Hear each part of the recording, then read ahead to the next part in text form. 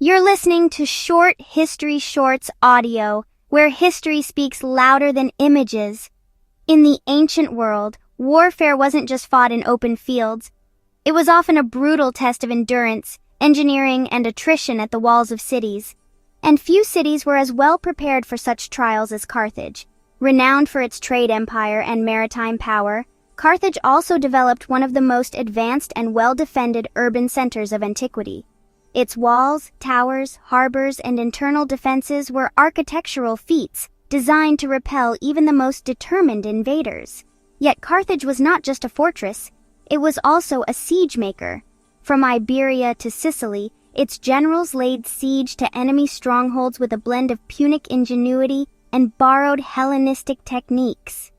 The story of siege warfare and fortifications in Carthage is one of resilience, adaptation, and epic confrontations that would culminate in one of the most famous sieges of the ancient world, the Roman destruction of Carthage itself. To understand Carthage's fortifications, we begin with its geography. Situated on a peninsula in modern-day Tunisia, Carthage enjoyed natural protection from the sea on three sides. The city's strategic location allowed it to control maritime access to the central Mediterranean while remaining hard to encircle by land. Carthaginian engineers enhanced these advantages with massive triple-layered walls, estimated to be over 30 feet high and up to 40 feet thick in some places. These walls enclose not just the core city, but a sprawling urban area, including the citadel of Bursa Hill, which served as the last redoubt in times of siege. Bursa overlooked the harbors and offered a commanding view of the surrounding plain, a perfect place for watchtowers and signaling systems. One of the marvels of Carthaginian defense was its military harbor, the Kothan.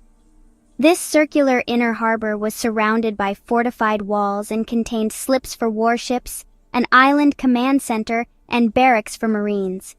If attacked from the sea, Carthage could close off this inner harbor and maintain a naval defense from behind massive gates.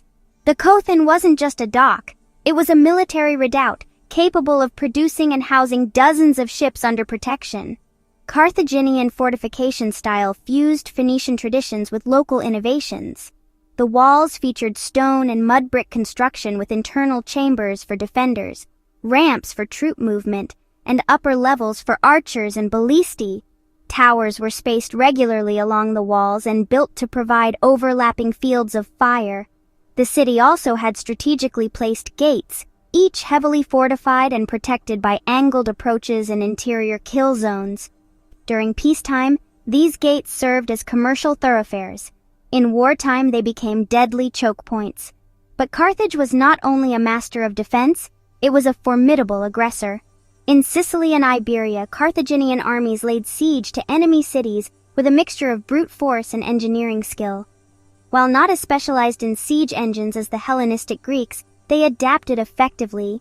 Siege towers, battering rams, and catapults were used to breach walls, while sappers tunneled beneath fortifications to weaken their foundations. One famous example comes from the siege of Selinus in Sicily, where Carthaginian forces employed large wooden siege towers and mobile rams to push through Greek defenses. Their approach combined naval blockades with land assaults, cutting off supplies and using attrition to grind down resistance. Another dramatic episode occurred during the Iberian campaigns, particularly under Hannibal's command. At the siege of Saguntum in 219 BC, Hannibal's forces spent months bombarding the city with siege engines and mines. Though costly, the siege was successful, and it marked the beginning of the Second Punic War. Hannibal's willingness to use siege warfare strategically, rather than just relying on open battle, shows how far Punic doctrine had evolved. But no siege in Carthaginian history compares to the final Roman siege of Carthage itself in 149-146 BC. The Third Punic War, long in the making, saw a methodical Roman campaign aimed at total destruction. The Carthaginians, though politically weakened and diplomatically isolated, mounted a ferocious defense. Over 3 years, the city resisted waves of Roman assaults.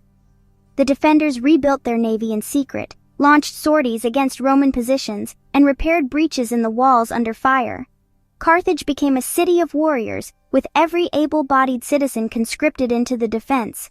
Women cut their hair to make catapult ropes, temples were stripped for lead and bronze to make missiles. Scipio Aemilianus, the Roman commander, slowly tightened the noose. He built a massive embankment to cut off the Kothan and starve the city.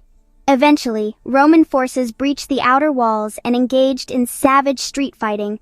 The defenders fell back to Byrsa Hill, making a last stand amidst fire and slaughter. The final fall of Carthage in 146 BC was apocalyptic. The city was burned, its population massacred or enslaved, and its fortifications utterly destroyed. Roman accounts, colored by propaganda and myth, describe fire raging for days and cries of the dying echoing through the ruins. But archaeological evidence confirms the scale of destruction. The walls were pulled down, the harbors filled in, and the city razed almost to its foundations. Yet the story of Carthaginian siege warfare is not one of failure, it is one of strength in adversity, of a people who could both attack and defend with ingenuity and resolve. Their fortifications inspired awe, and their defensive capabilities challenged even the greatest military power of the age. Carthage teaches us that military might was not just about ships and elephants. It was about walls, harbors, towers, and the iron will of a citizenry under siege. And even though Carthage was ultimately defeated, its methods of siege warfare and fortification left a legacy studied and respected by later empires, including Rome itself. In the echoes of Carthage's fallen stones, we still hear the clash of ancient resilience and the hammer of time.